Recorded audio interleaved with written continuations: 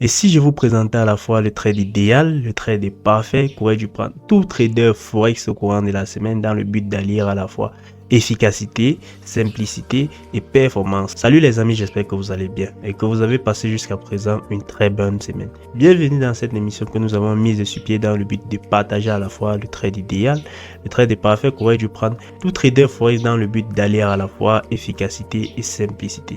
Si vous ne me connaissez pas, je suis Lionel Yemsa. Je suis trader indépendant depuis plusieurs années et aujourd'hui cofondateur d'établissement du trader, cette entreprise qui t'est tout simplement donnée pour objectif de démocratiser l'univers des marchés financiers et du trading auprès du public africain. Sur cette chaîne, nous parlons de trading, nous parlons d'investissement en bourse, nous parlons de marchés financiers en général et surtout d'entrepreneuriat. Si l'une de ces thématiques t'intéresse, n'hésite pas de t'abonner, active la cloche de notification pour ne pas manquer les prochaines vidéos. Alors fais-le maintenant avant qu'on ne commence. Aujourd'hui les amis, je vais vous présenter le trade que j'ai tout simplement trouvé facile sur notre paire euro-dollar. Alors, je tiens à vous rappeler que le trade que nous partageons dans cette émission n'est pas toujours un trade que j'ai personnellement eu à prendre. Ça peut être un trade que l'un de nos étudiants a tout simplement eu à saisir au courant de la semaine et que nous avons jugé être vraiment un trade qui mérite passer tout simplement dans cette émission. La bonne nouvelle pour cette semaine, c'est que le trade que je vais partager avec vous est un trade que j'ai personnellement eu à prendre sur la paire euro-dollar et qui m'a permis d'empocher la somme symbolique des $600. Et la merveilleuse nouvelle les amis, c'est tout simplement que ce trade a été pris sur base d'un certain nombre de stratégies que nous avons déjà eu à partager sur cette chaîne. Comme quoi, il faut toujours prendre les stratégies que nous partageons sur cette chaîne au sérieux. Ce sont des stratégies que nous utilisons nous-mêmes. Beaucoup d'entre vous demandent tout simplement que pourquoi est-ce que nous les partageons gratuitement. C'est tout simplement parce que nous souhaitons également vous voir réussir sur les marchés financiers. Je vais tout simplement vous laisser à ce niveau les liens des vidéos dont on a eu à expliquer ces stratégies de trading à l'intérieur. Donc l'idée bien évidemment pour vous serait d'aller regarder ces vidéos-là pour également assimiler cette stratégie de trading. Donc sans plus tarder, je vais tout simplement switcher derrière l'écran de mon ordinateur pour vous briefer tout ce qui s'est passé de l'analyse des marchés jusqu'à la prise des décisions et enfin comment est-ce que le marché s'est tout simplement comporté une fois que nous nous sommes positionnés. Donc rendez-vous tout simplement derrière l'écran de mon ordinateur pour que je puisse vous partager tout cela. Ce qui s'est passé, c'est que lorsque je me suis connecté sur la paire euro-dollar, j'ai tout simplement confirmé cette forte dynamique haussière. Vous voyez un peu, c'était clair, nous étions extrêmement haussiers. Mais j'ai également remarqué des petits signes de fébrilité, notamment avec la présence des divergences. Regardez, j'ai tout simplement ajouté cette flèche. Si vous voyez, le marché ne fait que faire de nouveaux sommets. Vous voyez, mais au niveau du RSI, on est plutôt baissier. Vous voyez un peu. Et nous avons d'ailleurs fait une vidéo sur cette chaîne au sujet du RSI, des indicateurs techniques comme le RSI et l'utilisation de cette divergence. Donc, je vais laisser également le lien de cette vidéo un peu plus haut là. Vous allez bien évidemment aller la regarder parce que l'idée c'est de les regarder pour pouvoir assimiler ce que nous sommes en train de vous montrer dans cette vidéo. Donc, j'ai tout simplement confirmé que on avait déjà des signes de divergence et l'idée bien évidemment pour celui qui s'est positionné plus bas en tant qu'acheteur, c'était de prendre ses profits. Par la suite, j'ai tout simplement décidé de regarder ce qui s'est passé en 4 heures. Ouais, un peu. Quand je suis passé en 4 heures, les amis, j'ai remarqué que le marché avait brisé, vous voyez un peu, cette zone qui a servi de résistance pendant plusieurs jours, vous voyez un peu, depuis le 13, vous voyez un peu, depuis le 13 août.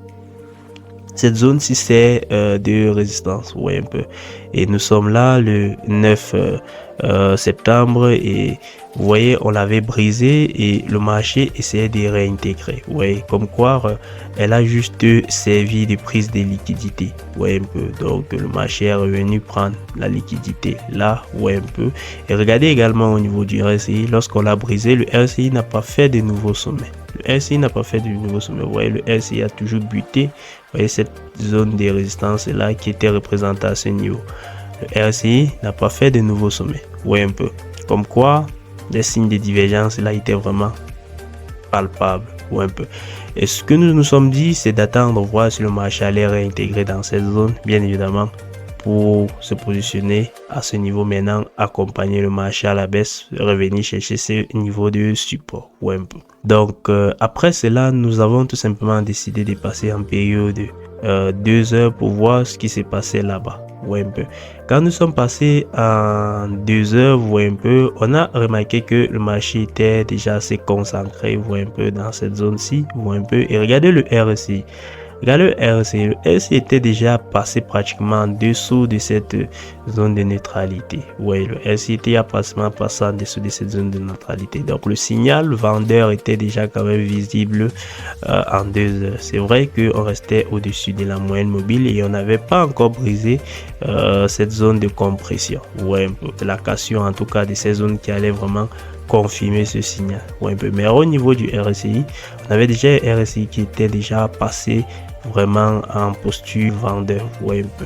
Quand nous avons vu cela, nous avons tout simplement décidé d'ouvrir une position de vente à découverte sur cette paire euro-dollar. Ouais, un peu, parce qu'on avait clairement des signes de fébrilité. On avait ces signes en tout cas de fébrilité, ces divergences là qui nous disaient déjà attention, on est peut-être prêt à connaître une accélération baissière. Et au niveau en H2, vous voyez tout simplement comment notre RSI était déjà passé en zone de vente. Vous voyez un peu.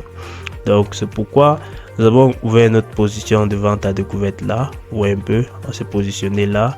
On a tout simplement placé notre stop à ce niveau. Ce que nous nous sommes dit, c'est que dans cette position, on peut avoir plusieurs positions daily. Ouais, un peu. Donc dans ce long swing, parce que cette position est un swing, on pouvait avoir plusieurs positions daily. Ouais, un peu. Donc plusieurs positions en day trading. Et c'est ce qui s'est passé. On a décidé de descendre en 15 minutes pour prendre une position en day trading. Ouais, un peu. Donc lorsque nous sommes passés en 15 minutes, on a tout simplement remarqué qu'on avait un marché qui évoluait en dessous, vous voyez un peu, de notre niveau pivot et également en dessous de notre moyenne mobile. Et si vous vous rappelez, on a fait une vidéo sur cette stratégie de trading où on a notamment insisté sur la position du marché vis-à-vis du point pivot et également vis-à-vis de la moyenne mobile. C'est pour cette raison que lorsqu'on a eu cette configuration là, nous avons tout simplement ouvert notre position day trading, ou un peu, dans le but bien évidemment d'aller